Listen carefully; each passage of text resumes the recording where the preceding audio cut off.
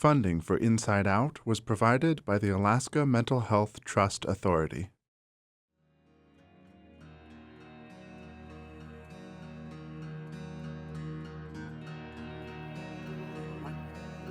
I've been in and out of jail since I was like 13.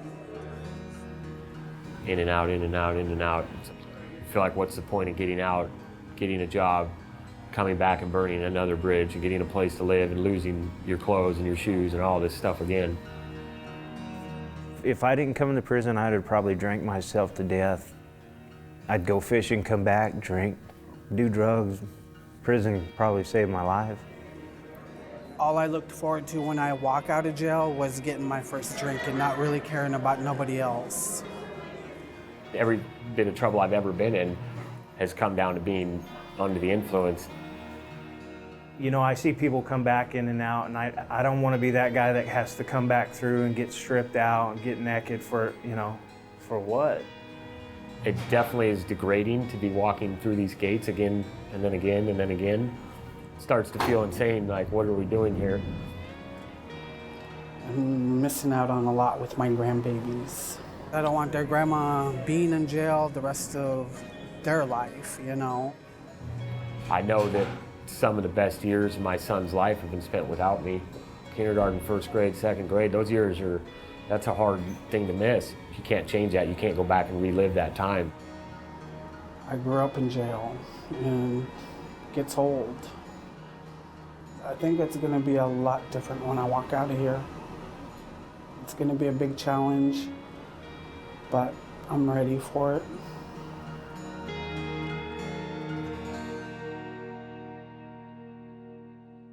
Over 500,000 people in the U.S. leave prison every year and struggle to rebuild their lives on the outside. Hundreds of thousands are arrested or returned to prison in their first few years alone. In Juneau, Alaska, 3 former inmates must find housing, food, transportation, and jobs while managing challenges like addiction and navigating the parole system. I'm glad to get out, you know. It's just like a new start. It's a little bit cold out here, but everybody will hope for release in the summertime. My first step is to check in with the parole and probation office. They're going to supervise me, make sure I do what the courts want. I'm going to take the bus down to the PO. So yeah, the bus isn't running till 8:30, looks like. I kind of thought it was going to be a little bit smoother.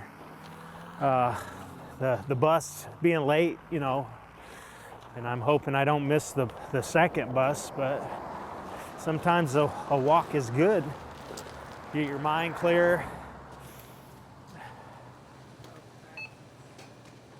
I still have to see the PO.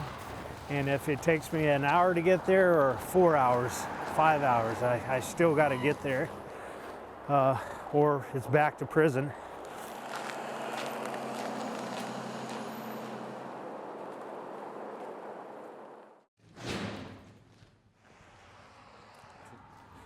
It's kind of hard sometimes to not just go right back to what you know. It's a matter of remembering where you've been and where you're going. As it stands right now, there's not a lot of that help when you walk out that gate. I mean, you're kind of on your own. I've actually received most of the help I've gotten getting out this time from other inmates. And that's the number one rule they say when you get out and you want to succeed is leave all this behind, leave all your friends behind, get away from all that stuff. But if I did that, what would I get out to, you know? I've got to try and rent a room from this guy, and here's family that's, you know, and I don't know them. I don't really know him. But that's the only option I have to not trying to camp out in the woods in January, because there is no other housing available. I mean, this is it. You're going to be walking down a lonely road here. You know, it's dark, it's cold, it's raining. It's not easy, I know that. It's not anybody else's responsibility to take care of me, that's for sure. I got some paperwork, my Bible. I took a couple classes in there. Toothbrush, deodorant. This is my worldly belongings at this point in time.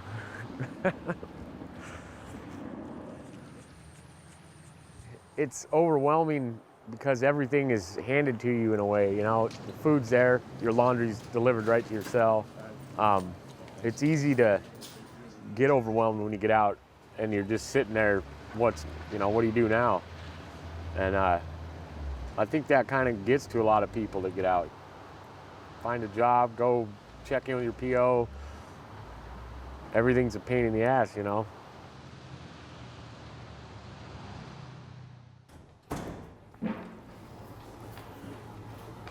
I'm going to Haven House, which I'm really excited about because I really want to start just a new chapter.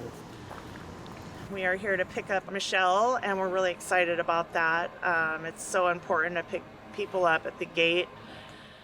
It's always tearful. There's big joy in coming out and having somebody here that you know, that you trust, Right. that you love. And it's quite a bonding moment. Hi, sister. Welcome home.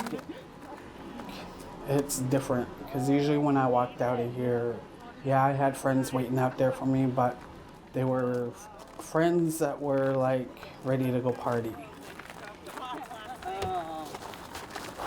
I'm going to a sober place with support and taking things one day at a time.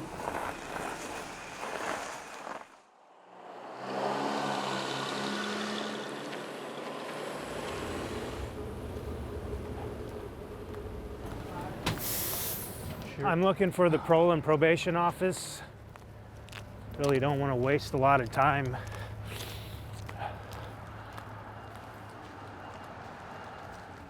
Good morning. I'm Sean Summerall. I'm supposed to report in.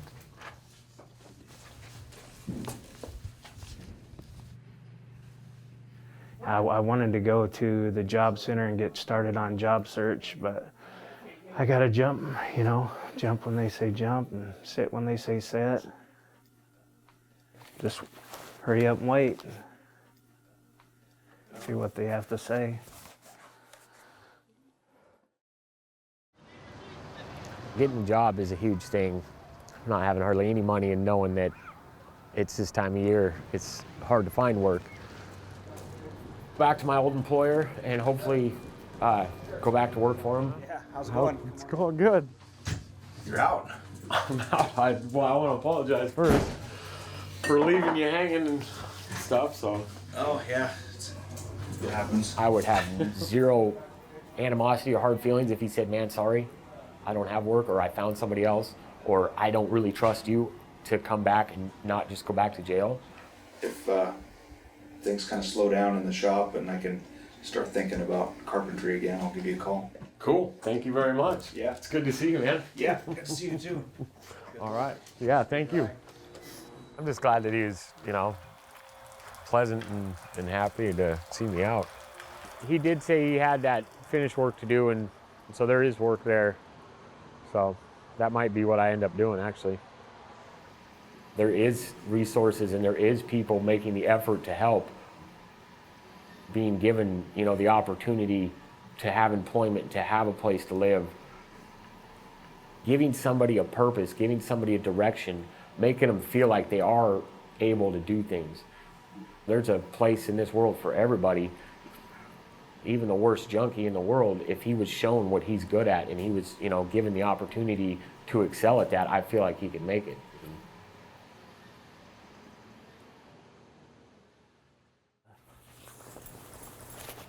I had to UA and they want me to come back and redo all the paperwork too, and then see who my PO is going to be. And it's an easy process if you know what to do, but if you don't know what to do, it's anxiety of not knowing it.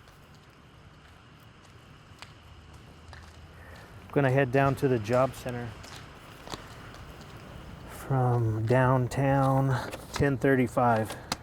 Do a little bit of job search and then get back to the probation office at 1:15.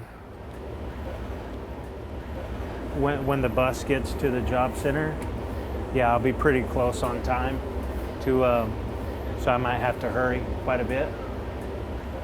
That was the hour ride, so I'm figuring another hour, probably about 20 minutes in here.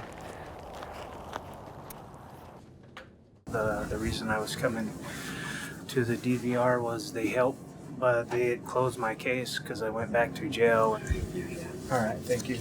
I'm gonna go to the bus stop and then get back downtown before 1:15. Seems like it's one disappointment after the other, but yeah, it's a lot of obstacles. Fixing to go see the POs in about 20 minutes. Talked to Mom, and she thought I was getting out tomorrow. Oh, did she? Yeah. She told me I was getting out a day earlier. One of these times she'll get it right. I know. Yeah. My anxiety is kind of up right now. I'm just not used to asking for help. It's just a new challenge for me right now. Welcome home. Finally. Thank you. Oh, goodness. A real bed. A real bed. Oh my God. No thin mattresses. Is there anything else you're gonna need today? No. Got you some little welcome basket here, We're just with gonna- towels and stuff. I'm done with all that back there. Well, Finished it's with it. definitely not easy, but you don't do it alone. No. And that's what we're here for, is to help guide and map that out alongside of you.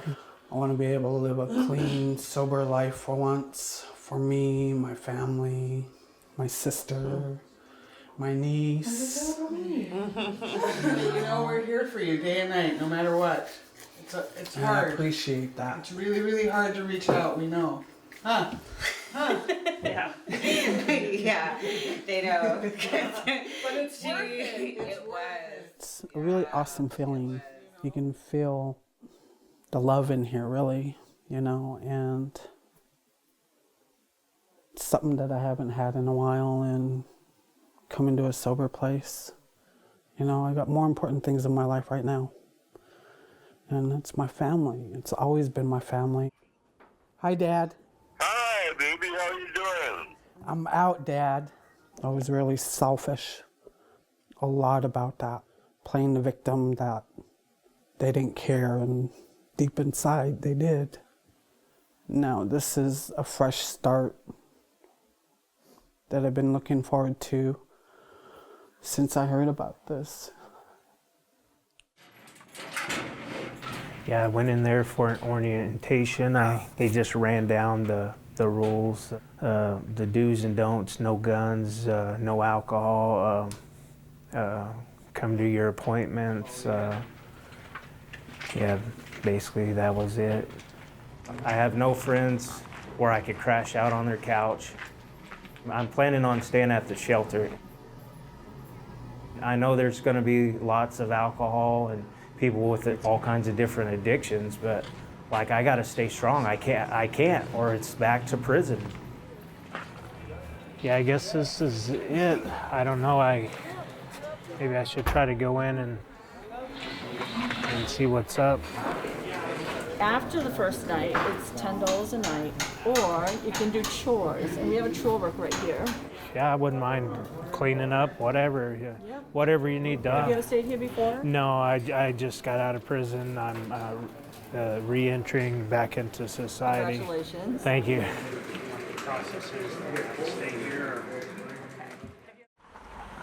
I got out last Thursday. It is now Monday. Orientation for parole. Come downtown, go meet parole officer and watch a video about the can and can'ts of parole. This should be pretty simple, hopefully, and get used to coming back here often. All right, let's get started, Steven. I know you've been through this before, and so I'm going to cover it really quickly. No firearms or weapons, no drugs, there's no contact with prisoners or felons. Can't leave the area without a travel permit. Drugs, drug testing, drug paraphernalia. You know you're subject to UAs. I mean, that's kind of the underlying issue that's kind of put you here for a while, right? Yeah. Yep. We have your next appointment. You have a place to live. Yep. Anything urgent right now? Nope. Okay, so that is the appointment, right? And then we'll just get a UA today. Cool.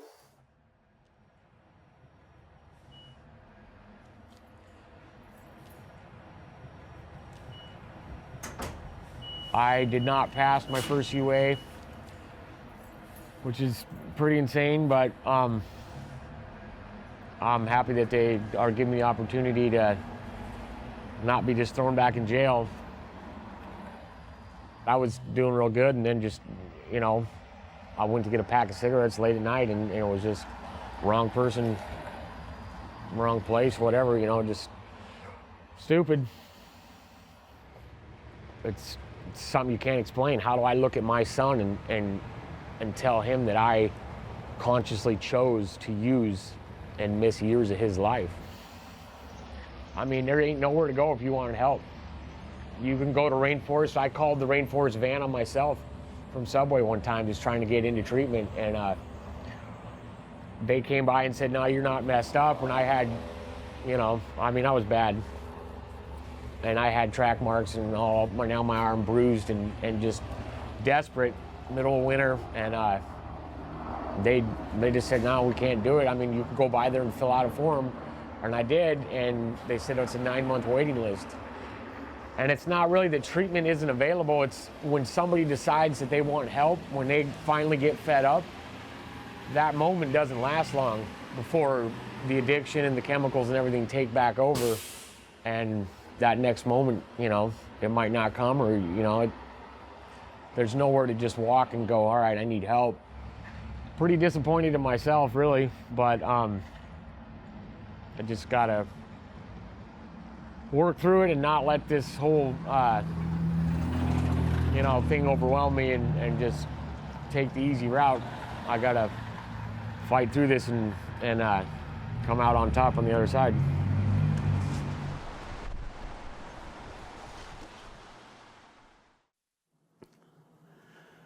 I've been out, 3 weeks? I've been doing really good. At first, my anxiety was there for a minute, and I just have a lot of support right now with the girls here. Making dinner for our meeting we have every Tuesday and Thursday. Teriyaki chicken, potato salad, corn on the cob. Yeah, that's what I love, is doing this stuff. I've been out job hunting, going to meetings, spending time with my grandbabies. They're pretty happy that their grandma's sober, because usually in the past when I did have them, I was dragging them with me while I was drinking, you know, and this is like a total switch for them right now, and trying to get used to the new grandma, you know, and it's an awesome feeling. It's been a really good start staying here at the Haven House. The support, the girls here that I'm living with right now, and building a relationship with my family, because I never raised my kids, you know, and that was my big downfall and not doing it. And now that I have the chance, and building a healthy relationship is what I want more than anything. I'm just grateful to be here. Grateful every day when I wake up, knowing that I'm sober and knowing what I'm going to be doing to better my life other than going downhill.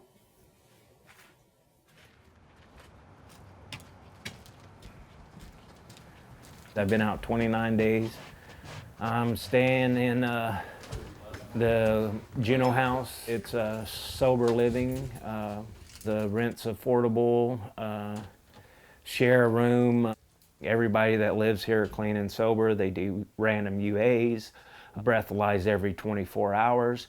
When you leave out of here, you sign out I know the parole and stuff want me to have a regular job, and yeah, I'm working for it. You know, I put my applications in, I put my numbers out there, and I'm just not getting anything back. I don't know if it's the criminal history or the appearance or anything like that. Carving helps me out a lot. Like thinking, when I'm thinking or something's bothering me, I just go on my art and then focus on my art. Mentally, I'm still the same like when I came out of prison. Them traits will still be in there. Like if your mind's always racing and then you're focused like on how you're gonna carve this and how you're gonna carve this and how you're gonna put the letters here and sand all this down. It's therapeutic.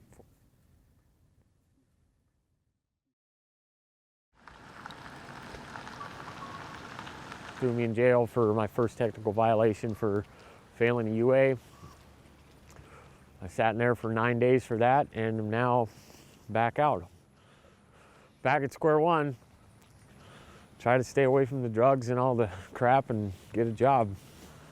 And I mean, I guess it's just the point is to get sick and tired of doing that so you stop doing what you're doing, but I don't think it really works that way.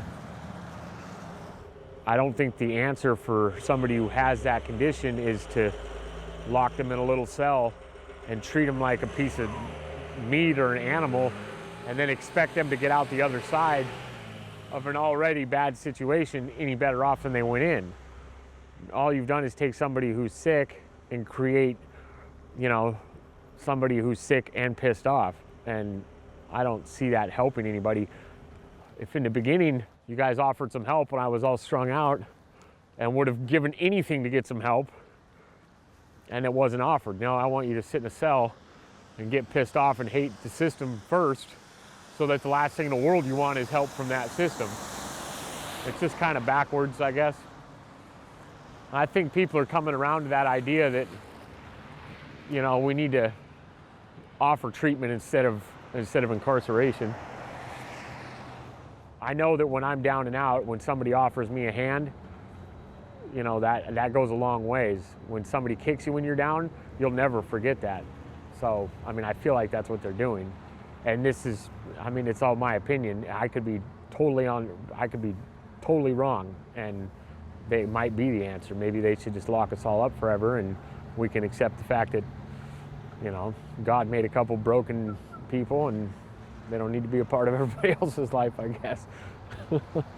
So my plan of attack would literally be to just fight that little demon inside me that tells me I can do it anyways, that I can do what I want because I'm a man and I'm an American, I'm free, and my independence is important to me, and that pride thing.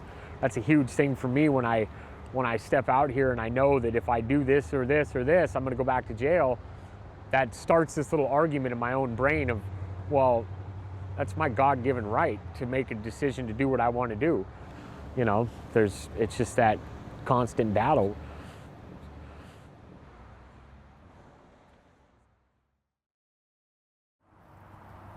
At this point, I have warrants out. I am a wanted man, I guess, or whatever, for not checking in with parole. I did spend some really good quality time with my son and wasn't getting high. And then I got high a few times, but I was still, you know, sobering up and staying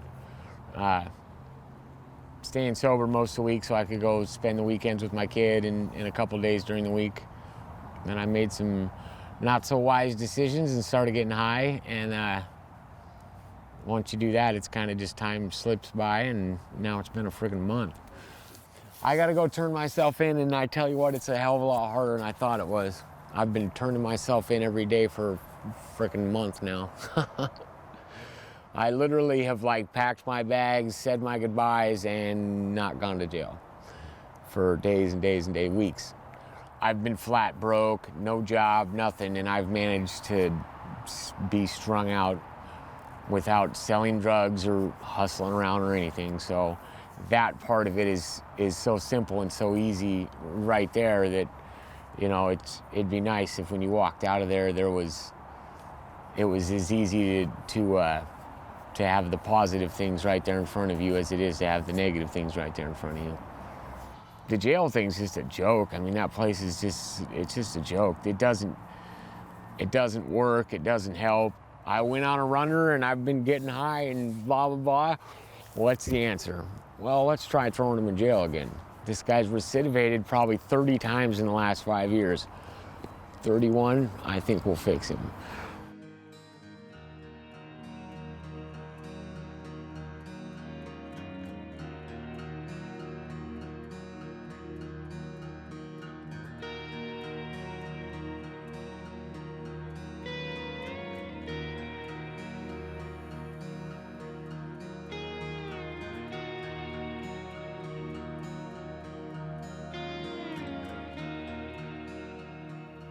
What do people need when they leave prison?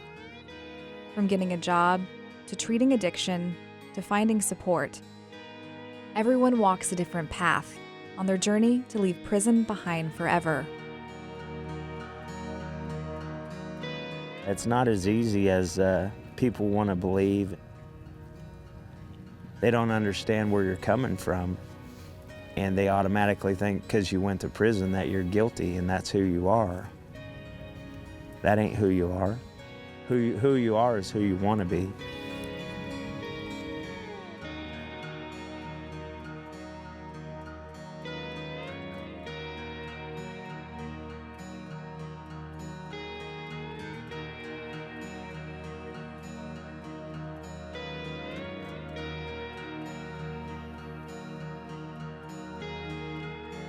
Funding for Inside Out was provided by the Alaska Mental Health Trust Authority.